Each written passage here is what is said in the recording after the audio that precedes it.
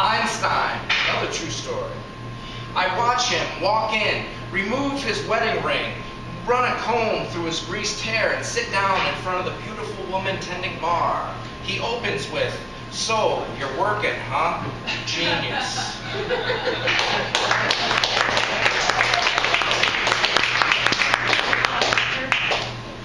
Smoke break. Every morning he is there, leaning over the garbage can in front of the corner liquor store. His beer in a brown bag, his long beard hanging down, worn out construction boots, cigarette between stained and calloused fingers. On break from the big construction job on the next block, Dauphine and Dumaine. He is back at the garbage can midday.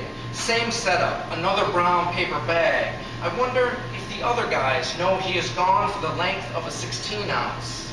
I am never around at the end of the day, but imagine it is the same. One for the end of work, another for the long drive home. Work is hard. Life may be harder. He is alone in his thoughts, maybe in his life too.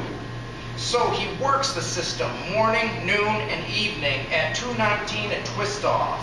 His way of taking something back from the odds that are stacked against him, a moment that is truly his own, and with each sip, he calls it a victory.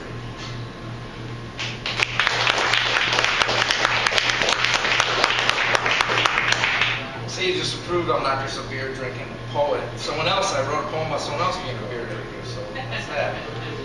The luckiest night ever.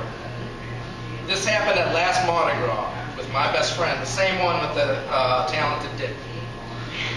When my best friend and I are together, we drink Pabst Blue Ribbon. We enjoy the PBR game tremendously, like kids playing kickball. The game goes like this. Under each bottle cap is a number and a suit, like in a deck of cards. The bartender twists the cap off and offers the drinker a chance to guess with the prospect of winning a free Pabst Blue Ribbon. On this night, my best friend guessed the first bottle cap correctly, 8 of clubs, thus celebrating with a free Pabst Blue Ribbon.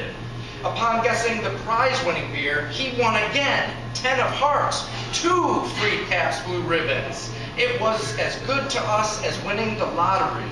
In fact, we made plans to buy lottery tickets later that night to keep this lucky streak rolling.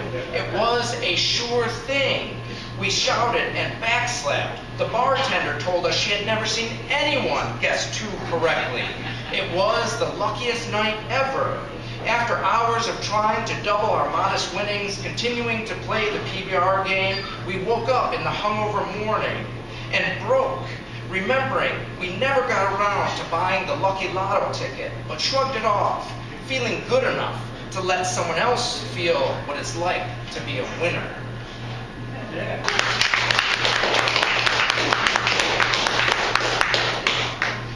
For the married people in the crowd, may we all get to this. Rear view mirror.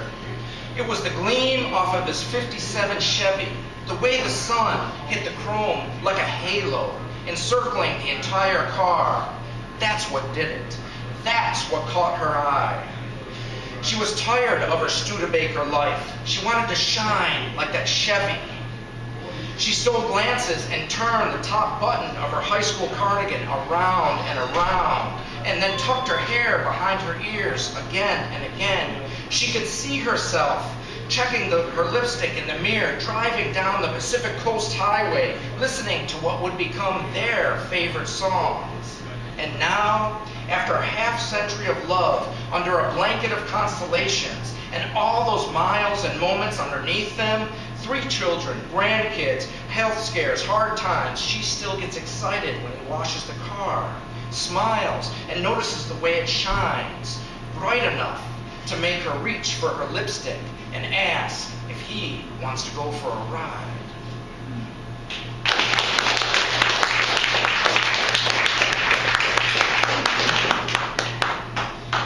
Now this is for the other side of it. Memories. Today in the bar for lunch, at last came on the jukebox. Etta's voice sounded familiar, loving, with such power and promise. I had the feeling that the DJ may have played the song at my wedding, but I really could not recall. I don't know if it was the mint juleps of the day or the hangover that hit after the vows. Then I remembered that most days I forget I was ever married at all, at last.